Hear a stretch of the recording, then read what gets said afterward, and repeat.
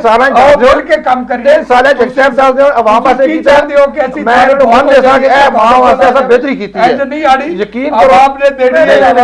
है a captain साहब ये तो गल है ਤੁਸੀਂ ਗੱਲ ਤਾਂ ਉਹ ਕਹਿੰਦੇ ਕਿ ਜਿੰਨਾ ਸਾਲਾ ਕੋਈ ਇੱਕ ਸਟੈਪ ਦੱਸ ਦਿਓ ਕਿ ਜਿਹੜਾ ਆਵਾਮ ਦੀ ਬਿਹਤਰੀ ਵਾਸਤੇ ਤੁਸੀਂ ਕੀਤਾ ਹੈ ਬਿਲੀਅਨ ਆਫ ਰੁਪਏ ਗਰੀਬਾਂ ਨੂੰ मोहतरमा बेनजीर इनकम सपोर्ट प्रोग्राम एक स्टेप तो हर दुआ दसते ना जेडे गरीबां नु इना नौकरियां तो कढिया उन्हां नु वापस रख दिता अच्छा ओ किहड़े लोग हन जिन्हां लोकां ने बहाल कीता है और एक मखसूस टेनोर है नहीं उस पाकिस्तानी लोग ने पाकिस्तानी है ना पाकिस्तानी तो नहीं है बाकी पाकिस्तानी तो नहीं है बाकी बड़े बरतरफ होए जेडे बरतर जिन्हां लोकां नु इना कढिया वो अपने दौर इना देखा कि ए लोग जे आए नहीं सन अच्छा मैं ब्रेक तो बाद आके फिर गुफ्तगू का सिलसिला आगे बतावांगे नाज़रीन छोटी जी ब्रेक लवांगे और ब्रेक तो बाद आके अपनी गुफ्तगू का सिलसिला सी आगे बतावांगे। वेलकम बैक नाज़रीन गल कर रहे हैं मुल्क की मुआशी सूरत हाल ते कि की खतरात ने मुआशी तौर पर किस तरह मुल्क को अगे ले जाया जा सकता है और शरीके गुफ्तगू ने राय मुश्तबा खर जनाब मायूं मंदोखेल और अंजम अकीद तुहाडे को थोड़ा पुछ लिया कि महंगाई और ये बेरोज़गारी का जिहड़ा इशू है महंगाई एक आलमी कसाद बाजारी है आलमी सतह ते ग्लोबल इशू है किस तरह इनकाउंटर करोगे तुम जरा मैंने दस दो असं इतने कह देने जनाब मुका दईए की सलूशन है तुहाडे कोल देखिए ये बात सही है आपकी कि जी महंगाई जो है वो एक आलमी इस वक्त मसला है हर जगह ये मसला इंडिया में है दूसरी जगहों पे है सब जगह ये मसला है लेकिन हमारे यहाँ महंगाई कुछ दूसरी जगहों से हमारी हैसियत के मुताबिक कुछ ज़्यादा ही है और उसकी वजह ये है कि गवर्नमेंट का कंट्रोल नहीं है गवर्नमेंट के जहाँ जहाँ कंट्रोल्स होने चाहिए थे वहाँ पे भी नहीं जिसकी जो मर्जी है आए वही कह रहा है जितनी प्राइसेस बढ़ा सकता है वो बढ़ाता है यहाँ पे वो ज़ख़ीरानदोज़ी के जरिए कोई नहीं है ज़ख़ीरानदोज़ी के मुआशी सूरत हाल दा ताल्लुक बड़ा अमन व अमान दी सूरत हाल नाल होंदा है जी बिल्कुल की समझदे हो कि मुल्क दे विच जिहड़ी ऐसे फाइनेंशियल क्रंच है और ऐ सूरत हाल मुआशी बदहाली अमन व अमान दा की किरदार है और किस तरह निबड़िया जा सकता है देखिए अमन अमान के साथ डायरेक्ट ताल्लुक है अब आपका जो इंटरनेशनली इमेज है पाकिस्तान का वो ये है कि दुनिया का खतरनाक तरीन मुल्क है इधर दहशतगर्दी का गढ़ है तो इस ऐसी सूरत हाल में कौन आके यहाँ इन्वेस्ट करेगा हम एक्सपोर्ट नहीं कर पा रहे दूसरी बात आपने दहशतगर्दी की दहशतगर्दी का मसला ऐसा है कि ये हमारा मसला नहीं था हमारा मसला बना दिया गया हमारे जो इस मसले को पाकिस्तान अकेले डील भी नहीं कर सकता इसके रूट कॉजेज को ख़त्म करना होगा जो आपका फ़लस्तीन का मसला है ये जड़ वही है वहाँ पे इसको जब तक उसको मसले कॉल नहीं करते कश्मीर के मसले कॉल नहीं करते और इंडिया का रोल अफगानिस्तान से ख़त्म नहीं करते तो ये मसला हल नहीं होगा ये पाकिस्तान को कहा जाए कौन हल करेगा कौन ये आलमी ताकतें सब मिलकर करेंगे पाकिस्तान अकेले नहीं कर सकता देखिए अफगानिस्तान में 42 नेटो ममालिक ने 10 साल में उसको खत्म नहीं कर सके तालिबान पहले से ज्यादा ताकतवर हो गए अंजम साहब एक गल सुन रहे हो तुसी दसो की करोगे 42 ममालिक दी फौजा अगर नहीं कर सकी अफगानिस्तान ते अमनो अमान अगर बेहतर नहीं होएगा तो इकतसादी सूरत हाल किस तरह बेहतर होएगी सब तो पहली गल है जी कि असी डेवलपिंग कंट्री हाँ तरक्की वजीर मुल्क हाँ सानू पहले कितने साल हो रवांगे असी तरक्की याफ्ता बनने मैं कहना कि जो मौजूदा पॉलिसी साड़ी असी कितने साल और पिछे जावांगे उसकी गल करो अगे जाने की भुल जाओ हालात साढ़े इस तरह असा दूसरे मामला दिलचस्पी नहीं देनी चाहिए इंटरफेयर नहीं करना चाहिए अपने मामला साढ़े बहुत ज्यादा और हालात साढ़े अज भी बेहतर हो सकते हैं जी साढ़े नेचुरल रिसोर्सेज की कमी कोई नहीं किदे मामला ते की कहना चाहते हो किदे मामला ते दखल दे रहे हैं देखो अज असी अगर 9/11 तो बाद 9/11 की एक धमकी दे के सिर ना टेकार तो मैं समझा पाकिस्तानी सुपर ना ड्रोन अटैक सन अमनो अमान के मसले से कोई ऐसे हालात नहीं सन अज उस 9/11 की पॉलिसी तो जिस पीपल पार्टी अज भी टो किया है उस ब्रेक नहीं आया मैं उस वक्त शायद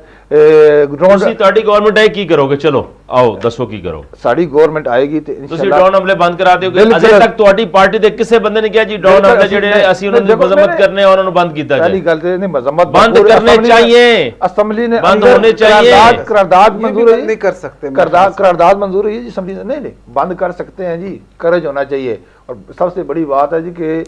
अगर आपने अवाम के नुमाइंदे हैं तो फिर अवाम की सोच रखें दूसरे को सबको भूल जाए पीपल पार्टी की बदकिस्मती ये है कि जी अपनी सीटों को बचाने के चक्कर में है अपनी हुकूमत को बचाने के चक्कर में है ये कहते हैं कि अमेरिका में ना टक्कर जाए कि फजल रहमान साहब ना टक्कर जाए कि MKM ना टक्कर जाए इनको तो ये खौफ है इनके अवाम का नहीं है इस कुर्सी बचाने के चक्कर अगर आपको अवाम से दिली मोहब्बत है ना शुरू हो जाते हो की वजह है? अगर ਉਹ ਖੁਦਾ ਪੰਜਾਬੀ ਬੋਲਿਆ ਕਰੋ ਫਿਰ ਤੁਸੀਂ ਪ੍ਰੋਗਰਾਮ ਨੂੰ ਖਿਚੜੀ ਬਣਾ ਦਿੰਦੇ ਹੋ ਮੇਰੇ ਨੂੰ। ਅਗਰ ਤੁਸੀਂ ਆਵਾਮ ਦੇ ਨਾਲ ਦਿਲੀ ਮੁਹੱਬਤ ਰੱਖਦੇ ਹੋ, ਆਵਾਮ ਦੇ ਨੁਮਾਇੰਦੇ ਹੋ, ਤੇ ਫਿਰ ਤੁਸੀਂ ਆਵਾਮ ਦੀ ਗੱਲ ਕਰੋਗੇ। ਜੇ ਆਵਾਮ ਦੀ ਗੱਲ ਕਰੋਗੇ ਨਾ ਤੇ ਫਿਰ ਤੁਹਾਡੀ ਲੋਕਾਂ ਨੇ ਦਿਲਾਂ 'ਚ ਹੀ ਤੁਹਾਡੀ ਆਵਾਜ਼ ਜਾਵੇਗੀ ਔਰ ਲੋਕਾਂ ਤੇ ਅਸਰ ਵੀ ਕਰੇਗੀ। ਔਰ ਮੈਂ ਸਮਝਦਾ ਕਿ ਪਾਕਿस्तान ਦੇ ਕੋਲ ਕੁਦਰਤੀ ਰਿਸੋਰਸਿਸ ਬਹੁਤ ਜ਼ਿਆਦਾ ਅੱਜ ਵੀ हुकूमत ਚਾਹੇ अपने सोर्सेज। अच्छा अंजम, मैं हुण एक सवाल जरा पूछांगा सिर्फ ये हुण तुहाडा ऑन रिकॉर्ड गल करो, अगर तुहाडी हुकूमत आंदी है क्या ड्रोन अटैक बंद हो जाएंगे? मैं समझदा कि तुसी हुण मुतालबा क्यों नहीं करदे? नहीं असि मुतालबा होने चाहिए, पार्लियामेंट में किए जाने चाहिए। करारदाद पास हुई है जनाब, ये गलत बात है। ड्रोन अटैक के खिलाफ करारदाद पास हुई है जनाब पार्लियामेंट के अंदर और असि भरपूर एहतजाज कर रहे हैं। ਇਹ ਤਾਂ ਲੱਗਦਾ ਅਗਰ ਹਕੂਮਤ ਨਾ ਸੁਣੇ ਜਾਂ ਸੀਕ੍ਰੀਟ ਐਗਰੀਮੈਂਟ ਕੋਈ ਮੌਜੂਦ ਨੇ ਸਾਡੇ ਇਲਮ ਵਿੱਚ ਨਹੀਂ ਨਾ ਜੀ ਪੁੱਛਦਾ ਜੀ ਕੋਈ ਸੀਕ੍ਰੀਟ। ਉਹ ਕਹਿੰਦੇ ਜਨਾਬ ਅਸੀਂ ਤੇ ਕਹਿੰਦੇ ਆ ਜਨਾਬ, ਉਹ ਕਹਿੰਦੇ ਨੇ ਤੁਹਾਡੇ ਨਾਲ ਕੀ ਗੱਲ ਨਾ ਤੁਸੀਂ ਕਹਿੰਦੇ ਹੋ ਨਾ ਉਹ ਕਹਿੰਦੇ ਨੇ ਨਾ ਕੋਈ ਹੋਰ ਕਹਿੰਦਾ। ਨਹੀਂ ਮੈਂ ਗੱਲ ਕਰਨਾ ਚਾਹਨਾ ਜੀ। ਹੁਣ ਦੇਖੋ ਮੈਂ ਗੁਜ਼ਾਰਿਸ਼ ਕਰ ਲੈਂਦੇ ਹੁਣ ਆਪਾਂ ਐਗਰੀਮੈਂਟ ਕੀਤਾ ਸੀ। ਮੈਂ ਪੂਰਾ ਗੱਲ ਕਰ ਲਵਾਂ ਫਿਰ ਤੂੰ ਗੱਲ ਕਰਨੀ। ਹੁਣ ਮੇਰੀ ਵਾਰੀ ਹੈ।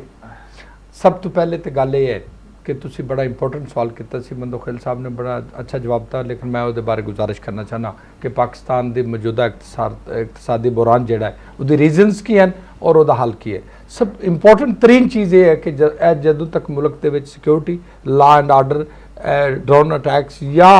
इतने खुदकश हमले हैं ये मुल्क की इकतसादी सूरत हाल की इस मौजूदा जी अज है उसकी रीजनस हैं। क्यों कि पाकिस्तान का अपना इन्वेस्टर जोड़ा है वो स्केर्ड है और बाहर की कोई इन्वेस्टमेंट नहीं आ रही। जदों तक ये हालात बेहतर सिक्योरिटी के लॉ एंड आर्डर के हवाले नाल मुल्क के अमनो अमान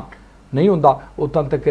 सवाल है वो करनगे ठीक तुसी करो कौन करेगा? ए डिफिकल्ट सिचुएशन है नंबर 1। नंबर 2 ए कहना कि पाकिस्तान पीपल्स पार्टी कुर्सियां बचाने की सियासत करती है, ये गल सिर्फ पोलिटिकल मालिक की हद तक तो ठीक हो सकती है। आवाम अच्छी तरह बेहतर जानते हैं कि पाकिस्तान पीपल्स पार्टी ने कुर्बानियां दित्तियां, शहादतां दित्तियां, कब्रस्तान बनाए, लहू और खून के दरिया पार अग के दरिया पार करके तो हुकूमत आई तारीख। लेकिन जदों भी आई अनफॉर्चुनेटली मुल्क की इकतसादी सूरत हाल लॉ एंड आर्डर खराब रही और उन्होंने बेहतर किया तारीख। और हुण भी इंशाअल्लाह ताला असी डिवोटेड हाँ, साडी हुकूमत डिवोटेड है और असी इन्हां दे नाल मिल के बेहतर करांगे। गल है किसी लॉलीपॉप नाल गुजारा नहीं होना ना। गल है कि अगर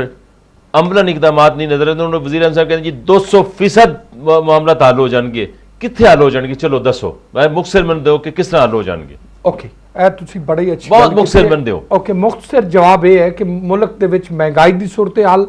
इंटरनेशनल प्रॉब्लम है जिन्हों कोई हल नहीं कर सकता, लेकिन की किया जा सकता है कि जॉब क्रिएट किए जावन, इंडस्ट्री लाई जाएगी इंशाअल्लाह, मुल्क की इकनॉमिकल सिचुएशन बेहतर की जाएगी, इदारे मजबूत किए जाएंगे, पार्लियामेंट मजबूत की जाएगी ताकि गरीब पावर आ जाए। हुण तक हालात जेड़े निसार साहब हैं थोड़े मुल्क के सामने ने सिक्योरिटी के हवाले नाल, इकनॉमिकल सिचुएशन के हवाले नाल, लेकिन इंशाअल्लाह ताला हुकूमत is striving to make it best and better better better. ਉਹ ਕਹਿੰਦੇ ਜੀ हुकूमत ਦੀ ਕੋਸ਼ਿਸ਼ ਕਿ ਅਸੀਂ ਜਿਹੜੇ ਵਜ਼ੀਰ ਸਾਹਿਬ ਨੇ ਕਿਹਾ ਕਿ 200% इंशाअल्लाह ये मसले हल कर लेंगे। तुसी किस तरह देखते हो, कर लेगी हुकूमत? 2 साल रह गए ने। मैं तो देखता हूँ कि जी पिछले 3 साल में फ्रॉम बैड टू वर्स ही चले गए, bad to worst, bad to worse, ठीक है ना। महंगाई दिन ब दिन बढ़ती जा रही है, करप्शन बढ़ती जा रही है, लॉ एंड ऑर्डर की सिचुएशन ख़राब हो रही है, गवर्नमेंट के रेट ख़त्म हो रही है, इदारे तबाह हो रहे हैं। देखिए इन्होंने इदारों की बेहतरी की और उसकी बात की। देखिए अगर इदारे आप करना चाहें तो 18वीं तरमीम जिस वक्त उसका ड्राफ्ट तैयार हो रहा था, जमात इस्लामी वालों ने